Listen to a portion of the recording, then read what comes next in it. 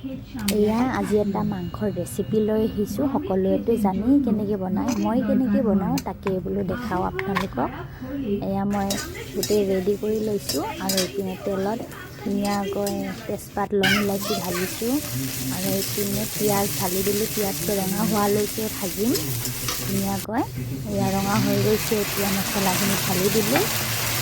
জিৰা ধনিয়া মই মছলাটো দি দিছিলোঁ পিচিব আৰু এইপিনে নিমখ হালধি বিলাহী দি পিনে গোটেইখিনি মছলা ধুনীয়াকৈ ভাজি দিছোঁ তেতিয়ালৈকে তেলখিনি এক চাইড হৈ নপৰে। এয়া দেখিছেনে ধুনীয়াকৈ এক চাইড হৈ গৈছে আৰু এইপিনে শুকাই গৈছে। লাষ্টতে বিলাহী এটাও দি দিলোঁ, বিলাহীটো কম সৰু আছিলে সেইটো।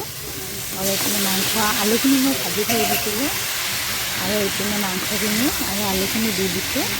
মাংসখিনি মই বইল কৰি কিনে পানী পেলাই দিছিলোঁ আৰু এইপিনে ধুনীয়াকৈ মাংসখিনি ভাজি আছোঁ ঢাকন লগাই ভাজিব লাগিব। ধুনীয়াকৈ ভাজিম। এয়া ধুনীয়াকৈ ঢাকন লগাই দিছোঁ, পানী ওলাইছে। ঢাকন লগালে অলপ পানী ওলাবই। এয়া আলু ইয়াতেই ভাজোঁতেই সিজি গৈছে, আলু মাংস সিজিছে, তথাপিও অলপ পানী দিব লাগিব। ধুনীয়াকৈ ভাজি ল'লোঁ। এইপিনে অলপ পানীও দি দিলোঁ, অলপমান গ্ৰেভি, যিহেতুকে অলপ গ্ৰেভি খাব চবে মানে মা আৰু ময়ে খাম, সেইকাৰণে এইখিনি মাংস। এয়া ধুনীয়াকৈ হৈয়ে গৈছে মাংস, অলপ পানীখিনি শুকাই দিলোঁ, হৈ গ'ল। ভিডিঅ'টো ভাল পালে চাব আৰু লাইক কমেণ্ট শ্বেয়াৰ ছাবস্ক্ৰাইব কৰি